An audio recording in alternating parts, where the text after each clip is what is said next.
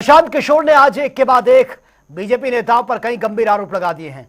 पीके ने कहा कि फरवरी 2022 में स्वास्थ्य विभाग ने 200 करोड़ रुपए में 1250 एम्बुलेंस खरीदने का टेंडर जारी किया। बिहार सरकार ने 466 एम्बुलेंस खरीदी, यानी कि एक एम्बुलेंस की कीमत जो थी उसका आंकड़ा भी इन्होंने रखा है। और टाटा मोटर्स और फोर्स मोटर्स आधिकारिक रूप से एम्बुलेंस बनाती है। 22 अप्रैल 2025 को 28,47,580 रुपए की दर पर एक एम्बुलेंस खरीदी गई है। टाटा मोटर को टेक्निकल ग्राउंड पर टेंडर से हटा दिया गया। अन्य राज्यों की तुलना में बेहद अधिक कीमत पर बिहार में एम्बुलेंस खरीदी गई हैं। फोर्स मोटर के एम्बुलेंस का जो मार्केट रेट है वो 21 लाख है, जबकि बिहार सरकार ने 28 लाख रुपए में एम्बुलेंस खरीदी। मंगल पांडे के पीएस भी बिहार में आयुष्मान कार्ड के हेड हैं और दिलीप जायसवाल के कॉलेज के जरिए सबसे ज्यादा उगाही आयुष्मान कार्ड के जरिए की गई है। बिहार सरकार में फरवरी 2022 में 1000 एम्बुलेंस खरीदने का टेंडर जारी किया गया। 1000 एम्बुलेंस मतलब करीब करीब 200 करोड़ रुपए का टेंडर जारी किया गया। बिड नंबर है GM 2022 B 1943713। ये बिहार सरकार का डॉक्यूमेंट है। 1000 एम्बुलेंस खरीदने की बात की गई, जिसमें यह कहा गया कि 466 एम्बुलेंस टाइप सी का होगा और 534 है वो एडवांस लाइफ सपोर्ट वाले एम्बुलेंस होंगे। देखिए कि लोगों के स्वास्थ्य के साथ क्या खिलवाड़ हो रहा है। Type C, type D, type B, ये जो है गवर्नमेंट ऑफ इंडिया ने स्पेसिफाई किया हुआ है कि एम्बुलेंस की कैटेगरी है कि टाइप बी में क्या क्या होना चाहिए, टाइप सी में क्या होना चाहिए। ऑल ओवर इंडिया में गवर्नमेंट ने इसको स्टैंडर्डाइज कर दिया है, गवर्नमेंट ऑफ इंडिया ने, ताकि लोग ऊपर नीचे न करें। तो बिहार सरकार ने 2022 में 1000 एम्बुलेंस खरीदने का टेंडर जारी किया। उसमें 466 टाइप सी के एम्बुलेंस खरीदे गए, करीब करीब 19.5 लाख रुपए प्रति एम्बुलेंस की दर से। 19,58,257 रुपया एक एम्बुलेंस का दाम है टाइप सी का। उसमें सबसे अब यूनिक बात सुनिए, एम्बुलेंस बनाने वाले दो ही यहां पर पूरे देश में जो ओरिजिनल इक्विपमेंट मैन्युफैक्चरर हैं, एक है टाटा मोटर और दूसरा है फोर्स मोटर। सरकार ने उस समय दोनों को अलाउ किया, बिहार सरकार ने ही। उसमें बिड हुआ, एम्बुलेंस जो खरीदा गया है वो खरीदा गया 19,58,257 रुपए में। 2 बरस के बाद अभी 222 और एम्बुलेंस खरीदा गया।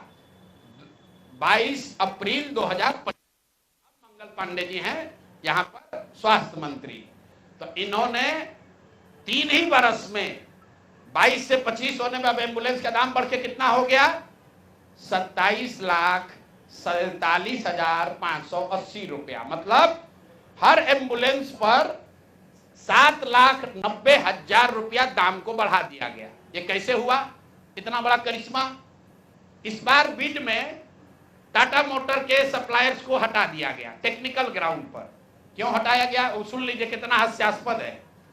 टाटा मोटर का जो सप्लायर था उसका टेक्निकल ग्राउंड पर बिड इसलिए कैंसिल किया गया क्योंकि सरकार का कहना है कि हम लोग वो एम्बुलेंस चाहते हैं जिसमें सिर्फ पेशेंट वाले विंग में एसी हो, ड्राइवर वाला केबिन में एसी न हो। प्रशांत किशोर के आरोपों के बाद बिहार की सियासत गर्मा गई है। आरोपों का जवाब देते हुए बीजेपी के प्रवक्ता प्रभाकर मिश्रा ने जनसुराज पार्टी और पीके पर निशाना साधा है। प्रभाकर मिश्रा ने कहा कि बीजेपी की बढ़ती लोकप्रियता से सबसे ज्यादा छटपटाहट जनसुराज पार्टी में है, इसलिए उनके नेता बीजेपी नेताओं पर अनगरल बयानबाजी कर रहे हैं। उनका यह भी आरोप है कि पीके जहां जहां अपनी यात्रा लेकर जा रहे हैं वहां की जनता उन्हें नकार रही है और इसी वजह से वो बौखला गए हैं। बिहार बल्कि देश में भाजपा की निरंतर बढ़ती लोकप्रियता से विपक्ष में भारी छटपटाहट है। सबसे ज्यादा बेचैनी जनसुराज पार्टी में है। उनके नेता प्रशांत किशोर ने भाजपा को ही अपनी टारगेट ले रखा है और भाजपा नेताओं के खिलाफ अनर्गल और बेतुकी बयानबाजी कर रहे हैं। दरअसल प्रशांत राज्य में जहां कहीं भाजपा के विरुद्ध में जा रहे हैं उन्हें मायूसी मिल रही है, इसलिए भाजपा के प्रति उनकी तिलमिलाहट बढ़ गई है। जनता ने तो उन्हें अभी रिजेक्ट कर दिया है। विधानसभा चुनाव में इनकी क्या दुर्गति होगी ये आने वाला समय बताएगा।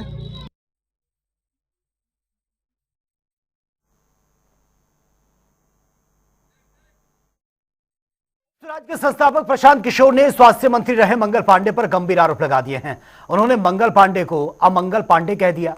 उन्होंने कहा कि कोविड काल में जब लोग इलाज और दवाइयों के लिए भटक रहे थे तब वे दिल्ली में एक फ्लैट खरीदने में व्यस्त थे।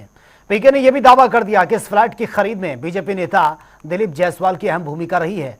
उनके मुताबिक दिलीप जायसवाल और मंगल पांडे खास मित्र हैं और पांडे ने उनकी मदद से यह फ्लैट खरीदा। पीके का यह भी आरोप है कि फ्लैट की खरीद के लिए दिलीप जायसवाल ने मंगल पांडे के पिता को 25 लाख रुपए दिए हैं। अब आ जाइए हमारे अमंगल काल वाले मंगल पांडे जी का। मंगल पांडे जी को क्यों कह रहे हैं? मंगल पांडे जी और दिलीप जायसवाल दोनों एक दूसरे के भारी मित्र हैं।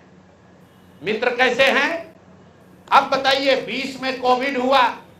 कोविड में जब आप मारे फिर रहे थे, यहाँ के लोगों को दवा नहीं मिला, ऑक्सीजन नहीं मिला, लोगों को दवा डॉक्टर अस्पताल का जुगाड़ नहीं हुआ। उस समय के स्वास्थ्य मंत्री उस समय दिल्ली में फ्लैट खरीद रहे थे। फ्लैट किसने और खरीद कैसे रहे थे? दिलीप जायसवाल जी के मदद से। तो फ्लैट का नंबर और नाम नोट कर लीजिए। द्वारका में flat number 001 CGHS limited, plot number 11 sector 6 Dwarka new Delhi में भाई साहब ने अपनी पत्नी के नाम से, उर्मिला पांडे जी के नाम से, इन्होंने 86 लाख रुपया पेपर पर है, 86 लाख रुपए में इन्होंने फ्लैट खरीदा। तो कोई बड़ी बात नहीं है भाई, कोई भी फ्लैट खरीद सकता है। अब बड़ी बात क्या है ये समझिए। इन्होंने जो फ्लैट खरीदा, इसका पैसा कहां से आया? इसका पैसा पहले तो ये जब फ्लैट का रजिस्ट्रेशन हुआ तो फ्लैट के विटनेस हैं हम लोग के माननीय सदस्य भारतीय जनता पार्टी के अध्यक्ष दिलीप जायसवाल जी। और वहां पर अब ये देखिए, ये चलाते हैं अवैध मेडिकल कॉलेज। और उस समय के स्वास्थ्य मंत्री में मंगल पांडे जी जब फ्लैट खरीदते हैं तो उसके विटनेस हैं दिलीप जायसवाल फोटो के साथ। अभी आपको ये डॉक्यूमेंट जारी करेंगे। अब आप कहिएगा कि भैया दोस्त मित्र हैं, एक ही साथ एक ही पार्टी में है, विटनेस है, तो इसमें क्या गलत हो गया? कोई गलत नहीं है। अब ये समझिए कि 86 लाख रुपया आया कहां से? 86 लाख रुपया उसका एक बड़ा हिस्सा सीधा 30 लाख रुपया आया है। मंगल पांडे जी के पिताजी का नाम है अवधेश पांडे। अवधेश पांडे जी ने ये पैसा भेजा अपने बहू को, उर्मिला पांडे जी को। अब हम लोगों ने सोचा भाई अवधेश पांडे जी के पास इतना पैसा कहां से आया? अब आप देख लीजिए, 6/8/2019 को ये दिलीप जायसवाल का अकाउंट नंबर है। RTGS से दिलीप जायसवाल ने 25 लाख रुपया अपने अकाउंट से, ध्यान दीजिए, एलिगेशन नहीं है, ये बैंक का डॉक्यूमेंट है। RTGS नंबर नोट कर लीजिए। दिलीप जायसवाल ने अपने अकाउंट से 25 लाख रुपया अवधेश पांडे जी को दिया, जो मंगल पांडे जी के पिताजी हैं।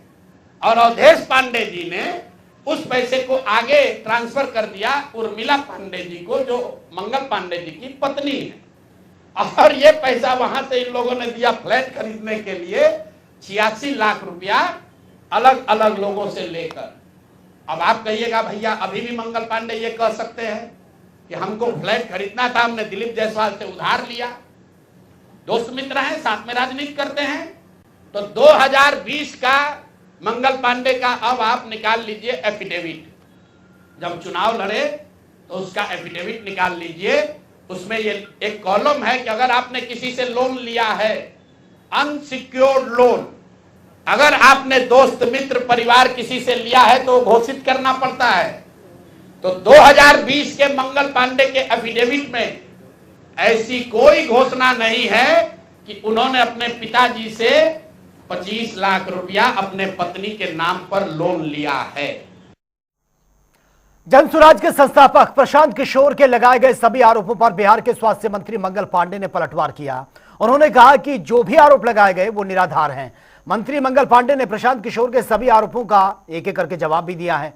मंत्री मंगल पांडे ने रिश्वत के पैसे से पत्नी के नाम पर फ्लैट खरीदने के आरोप को लेकर यह कहा कि बीजेपी नेता डॉक्टर दिलीप जायसवाल से जो पैसा ऋण के रूप में लिया गया था उसे 5.25 साल पहले ही वापस कर दिया गया है। जो राशि ऋण के रूप में ली गई थी वो चेक से ही ली गई थी और उसे राशि को वापस भी चेक से ही किया गया है। चाहता हूं कि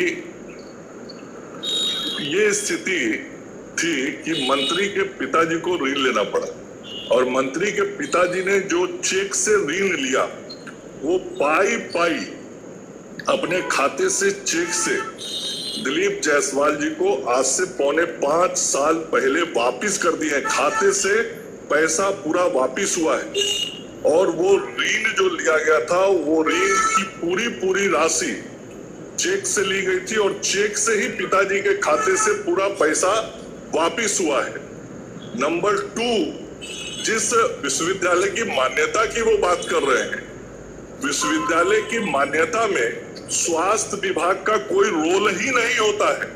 ये उनको समझ में रहना चाहिए कि जब किसी प्राइवेट यूनिवर्सिटी को मान्यता की बात होती है तो प्राइवेट यूनिवर्सिटी की मान्यता में स्वास्थ्य विभाग का कोई रोल नहीं होता है। तीसरा विषय उन्होंने एम्बुलेंस के संदर्भ में कहा है, उसके बारे में भी मैं बताना चाहूंगा। ये तो एक प्रक्रिया है, निविदा होती है और निविदा में जो संबंधित पक्ष होता है अपना निविदा देता है, उसके निष्पादन की अपनी एक प्रक्रिया है और निष्पादन की प्रक्रिया से यदि कोई सहमत नहीं होता है तो न्यायालय जाता है और इस मामले में भी लोग न्यायालय गए हुए हैं। ये उच्च न्यायालय में ये मामला है और मैंने जानकारी ली है विभाग से, अभी तो कोई भुगतान भी उसका नहीं हुआ। तो बिना तथ्य बिना मतलब की बातें केवल किसी की छवि को खराब करने के लिए कहा जा रहा है।